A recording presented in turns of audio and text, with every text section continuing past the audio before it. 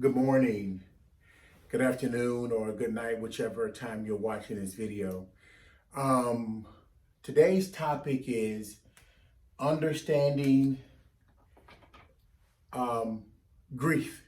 Um, I taught a couple days ago about differentiating major depression, grief, and sadness. Now, grief is not as simple as I kind of explained it. So what I'm going to do today is I'm going to break it down to you a little bit better. And I really appreciate the questions that you're asking me. And I really appreciate the views and the likes, not because I just need them to make me feel any better, but that lets me know that you all want to understand how you're feeling. Remember this, when it comes to grief, there are 5 stages of grief. Okay? There are 5 stages of grief. So when you lose someone, it's not as simple as, okay, I lose someone, I go through a process of grief, I cry, I'm sad, they die, and then it's over with. No, that's not how that happens. So I want to go through those for you. I'm not rushing the videos. Some people will comment, listen to all of it. Some people will comment and leave. That's fine with me. The first one is denial. First stage is denial, or what you call shock. So you get this phone call in the middle of the morning, 4 o'clock in the morning, it's gone. And you scream, you get up, you can't believe it, you're trying to process it. Even if the person has been sick, it doesn't matter. It's still a process. You hit denial, and sometimes denial is the only way we can really deal with it, because you really don't want to lose that person. So that is a kind of like, I almost call it denial is a defense mechanism.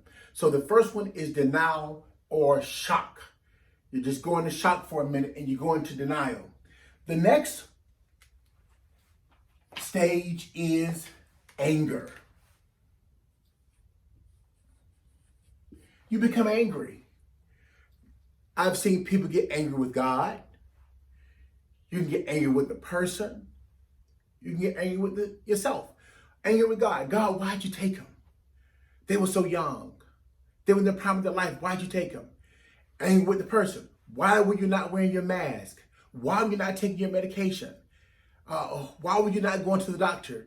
Angry with yourself. I could have done more. I could have been there. I could have supported them. Why didn't I answer the phone when they reached out to me for help? That's the second stage, anger. Then the next step, bargaining. Now, if you want to look up these to be sure that I'm not making up, these are by Elisabeth Kubler-Ross. Elisabeth Kubler-Ross. And if you Google 5 stages of grief, you'll see all this come up. Bargaining, when you begin to bargain, what could I have done differently? What could I have done more? You begin to bargain with yourself. And that's like you going back and forth, trying to figure out what you could have done, how you could have done something differently. Could you have taken them a bottle of water? Could you have taken them to the doctor? All those are parts of your process of bargaining. So that's your process. And we have to process grief. So grief just doesn't have, it is not an easy process, but it takes time. Then the next one is depression.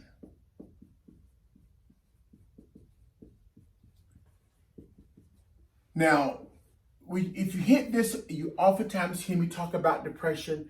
Depression is certainly, and I hope you can see my board the best you can. Depression is certainly one of those things that I oftentimes tell you have to be treated. So you have to be very careful when it comes to depression, because I don't want anybody to not get your depression treated. Remember that 2-week period that I always talk about when you're feeling those symptoms. And I'm going to come back and do the depression video again, because a lot of people want me to do the depression video. When I do the depression video, I'm going to go over some things about the neurobiology of it, how to treat it, how to recognize it, and how to eradicate it. You can live with depression. You can get better with depression. You don't have to stay on medications all your life. we do have good strategies for you to help you with that. And then the final one, which a lot of us may or may not get to, is acceptance. That's when you finally accept that the person is gone. Now, I want to tell you something. The process may not happen, before the funeral or at the funeral. So you may have a person, and I'm sure we've all had major losses. So because you go to a funeral and because you decide to bury someone, that doesn't mean anything.